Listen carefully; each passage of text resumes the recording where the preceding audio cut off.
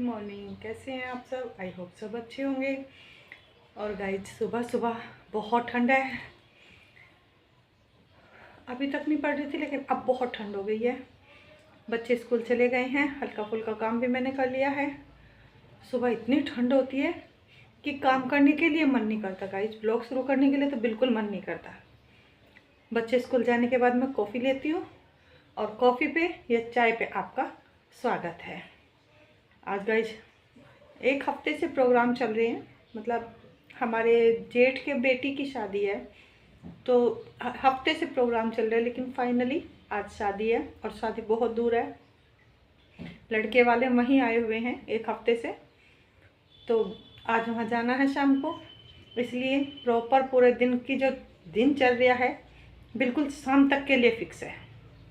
तो गाइज काम करते हैं फटाफट और शादी में आपको भी लेके चलूँगी, आप भी इंजॉय करना मेरे साथ। ये देखो गाइज, इसके बैठने का, इसके छोटे छोटे से 2 बच्चे हैं और ये यहीं रहती है।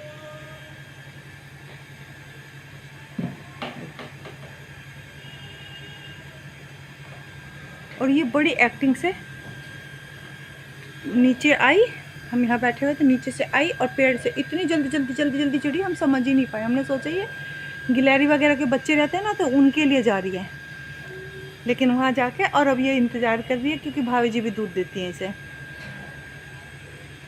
छुप गई है पेड़ में और अब वहाँ धीरे से बोलेगी, वो दूध देंगे, पिएगी। मुझे लगता है इसके बच्चे भी वहीं कहीं ऊपर हैं। बड़े आराम से बैठी रहती है। गैस सुबह चूल्हा चल जाता है हमारा, ये देखो। और पूरा दिन इस पे पानी होता रहता है। गाय के बिनोले बाजरा जो भी है वो हो जाएगा। कपड़े धो दिए हैं लेकिन कपड़े भी सुखाए नहीं हैं। अब कपड़े सुखाती हूँ और अंदर चलती हूँ नाश्ता बनाने के लिए। सुबह का टाइम है और नाश्ते का टाइम हो गया है। सुबह तो नहीं है खैर, लेकिन सुबह ही है। अगर सुबह का नाश्ता बन रहा है तो इधर बन रहे हैं आलू बथुए के पराठे। कोई चाय से खाएगा, कोई दही से खाएगा, कोई मक्खन से खाएगा। और मेरे बेटे को तो कुछ मत दो, बस खाली मक्खन दे दो और ये गरम गरम पराठे दे दो। वो कहता है बस मुझे ऐसे जला जला के पराठे दे दो तो मज़ा आ जाता है। और इधर मैंने रख रखा है दूध, क्योंकि दूध हमारा असल में क्या, एक हफ्ते से शादी के प्रोग्राम चल रहे हैं, फंक्शन चल रहे हैं, तो दूध ज़्यादा नहीं उठ पा रहा है। अब वो दूध बच जाता है तो क्या करूं, पनीर भी निकालती हूँ। पर फिर मैंने सोचा सर्दियों का मौसम है तो मीठा तो कुछ ना कुछ बनता ही रहता है। इसलिए मैंने सुबह ही जब मैंने अपनी कॉफ़ी बनाई थी उसी समय मैंने दूध रख दिया था। और फ़ायदा ये है कि जैसे जैसे पराठे बन रहे हैं सबके, वैसे वैसे ये मेरा दूध मतलब काफ़ी गाढ़ा हद तक निकल चुका है मावा। बस थोड़ी बहुत देर में, क्योंकि एक साथ तो खाते नहीं है, सब खा चुके हैं। अब ये लास्ट वाला दौर चल रहा है, सारा मिक्सचर मेरा ख़त्म हो गया है, तब तक मावा फिनिश हो जाएगा और मेरे एक के बजाय 2 काम हो जाएंगे। तो चलिए गाइज, ये लास्ट वाला दौर भी फिनिश करती हूँ। और ये देखो कितनी गंद मचा रखी है मेरी रसोई में आज। ये है छोटे वाले के काम। वो क्या करता है, चूल्हा जलता है ना तो उसे चूल्हे की शकरकंदी भुनी हुई अच्छी लगती है। चूल्हे में शकरकंदी दाब देता है और फिर भूल जाता है और वो आधे से ज़्यादा जल जाती हैं। अभी भी दबी हुई होंगी।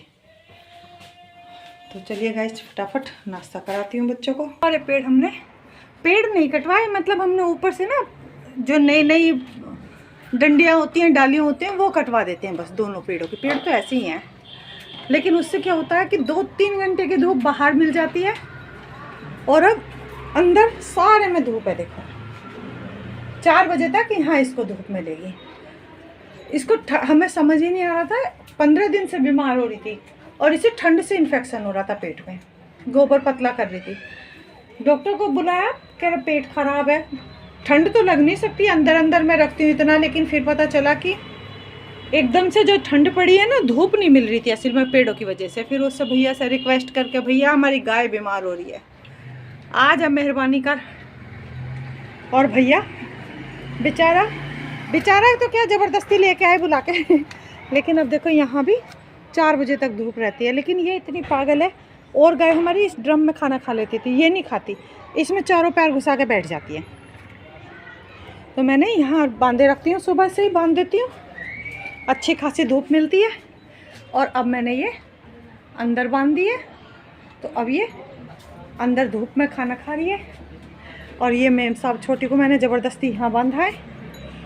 और गाय छोटे बच्चों की ना आदत होती है, वो पैर को अंदर रख के खाना खाते हैं, खाने में पैर रख लेगी और उसके बाद में फिर खाना खाएगी।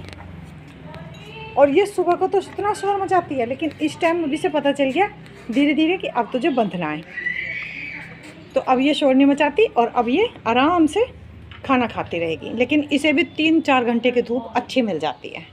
यहाँ से धूप जाएगी तो फिर मैं वहाँ बांध दूँगी गाय के पास, इसको वहाँ धूप में बैठी रहेगी।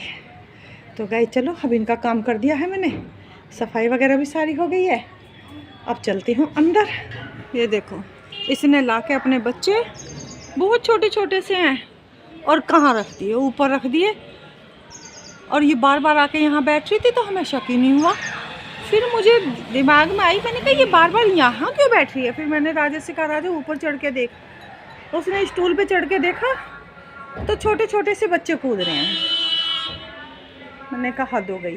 फिर हमने वो बच्चे वहाँ से निकाल के और वहाँ अंदर रखे एक बॉक्स में।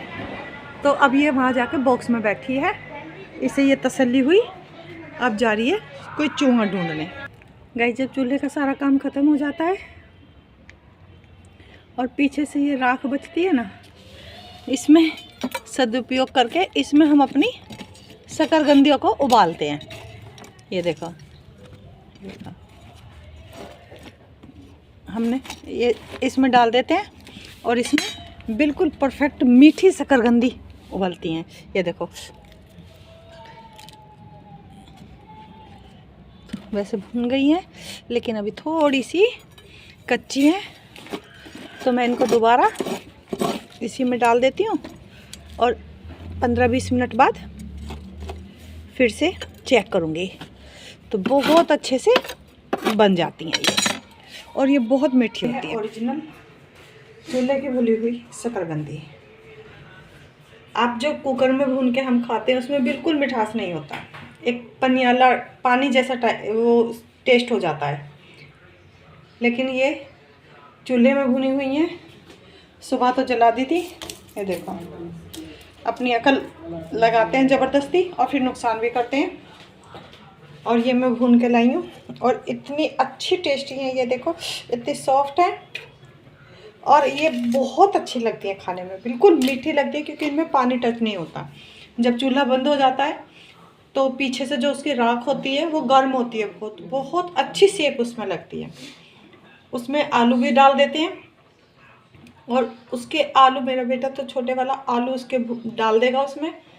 और वैसे तो वो ज़्यादातर भूल ही जाता है, लेकिन मैं याद करती हूँ, निकाल के रख देती हूँ। इतने मीठे आलू लगते हैं, नमक लगा के ऐसे ही खाता रहता है। ऐसे ही है शकरकंदी, बहुत टेस्टी लगती हैं। लेकिन मेरा काम बढ़ जाता है। अब इनको छोल के दूंगी तो राख ये थोड़ी काली काली सी हो जाती है ना, कोई भी इनमें हाथ नहीं लगाएगा, मुझे ही छोल के देनी होगी, मेरे हाथ गंदे होते हैं। अब मैं देती हूँ बच्चों को छोल के, कोई बात नहीं, उनका टेस्ट पूरा मज़ा देती हूँ उनको शकरकंदी का। गाइस, मावा तैयार हो गया है और ये देखो कैसा हल्का हल्का सा लालपन पे है, क्योंकि ये असली दूध का मावा है। और इसकी कन देखो, ये देखो। और जो सेपरेटा दूध का होता है वो वाइट मिलता है, ज़्यादातर आप मार्केट में लेंगे तो आपको मावा वाइट कलर का मिलेगा। और इसमें इतना घी होता है कि इसे घी में भूनने की भी ज़रूरत नहीं होती, ऐसे ही अच्छा होता है ये। गाइस, कितनी अच्छी दाल बनकर तैयार हुई है। देखो, सारी दाल में घर में ही बनाती हूँ, और दालों में तो मेहनत नहीं लगती, लेकिन ये चने की दाल है, इसमें ज़रूर मेहनत लगती है, क्योंकि इसका एक तो दाना बहुत मोटा होता है और ऊपर से छिलका जो होता है इसका वो वेस्ट होता है, छिलका उतारना होता है पहले, फिर दाल बनानी होती है। तो इसका 2 प्रोसीजर होते हैं। पहली बार में इस चाकी से चाकी नहीं है, चकला है, दाल बनाने वाला। चाकी होती है आटा बनाने वाली। तो उसमें से इसको निकालते हैं मोटा मोटा, जिससे कि ना छिलका सिर्फ निकल जाए और दाल ना निकले। और दूसरी बार में फिर उस छिलके को इससे छाछ से फटक फटक के मैं निकाल देती हूँ। जैसे वो रखा है वो वेस्ट नहीं है, दाल के लिए वेस्ट था, कूड़ा था, लेकिन मेरी गाय खा लेती है। छिलका होता है चने का तो पौष्टिक होता है, तो गाय को दे देती हूँ। उसके बाद में फिर दोबारा चने रह जाते हैं, छिलका सारा उतर जाता है। और अब ये बिल्कुल दोबारा में बिल्कुल अच्छी दाल बन गई है। और अगर बेसन बनाना होता है तो अब इस दाल से बेसन बनता है। अब मैं जैसे चक्की में डाल के ऐसे इसको चलाऊंगी तो बहुत धीरे धीरे थोड़ा थोड़ा डालना होता है और उससे बहुत अच्छा बेसन होता है। बट आज मैं बेसन नहीं बनाऊंगी, बेसन मैं पहले बना चुकी हूँ, डब्बा भर के रख दिया था। आज तो मैंने सिर्फ ये दाल के लिए रखी और ज़्यादा नहीं बनाती गाइस, बस इतनी ही दाल बनाती हूँ। इसमें ये डब्बा भर जाएगा और मेरा काम अच्छे से चल जाएगा। दाल तो हमारे यहाँ कम ही यूज होती है चने की, बट इसकी नमकीन बहुत यूज होती है। नमकीन बनाती हूँ मैं इसकी और वो बहुत अच्छे से खाई जाती है। और आज कुछ काम भी नहीं था क्योंकि शाम को हमें रात को जाना है शादी में, तो खाने की तैयारी नहीं करनी थी, थोड़ा सा टाइम था। मैंने सोचा चलो सदुपयोग करते हैं और दाल बनाते हैं। गाइस शादी में जा रहे हैं और सब तैयार हो गए हैं। और तैयार होने के बाद में जब काम करना होता है ना, दूध आने वाला है लेकिन एक एक मिनट भारी हो रही है क्योंकि गाड़ी में बैठ के बाहर से शोर मचा रहे हैं। अब मैं सोच रही हूँ एक बार दूध गर्म करके जाओ तो तब तक आएंगे ठंडा हो जाएगा और मुझे ये फ़ायदा रहेगा, आएंगे और तुरंत फ्रिज में रख दूँगी। लेकिन ये है दूध के आने में ही नहीं ले रहा। बाकी और काम तो मेरा सारा फ्री हो गया है, बस ये दूध ही है ताकि जल्दी से आ जाए और मेरा काम।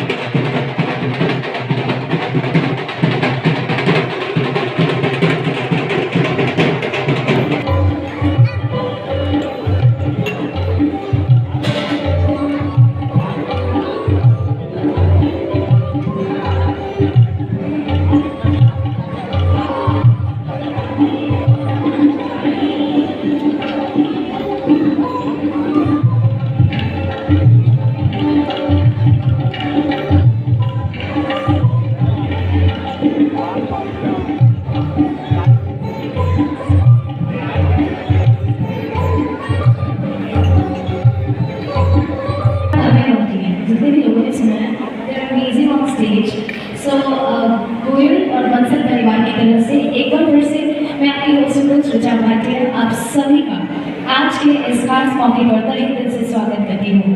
और क्योंकि सेलिब्रेशन टाइम है तो बधाइयाँ तो हम देते ही रहेंगे जब तक हम यहाँ पर हैं और जब तक हम सेलिब्रेट कर रहे हैं। मैं और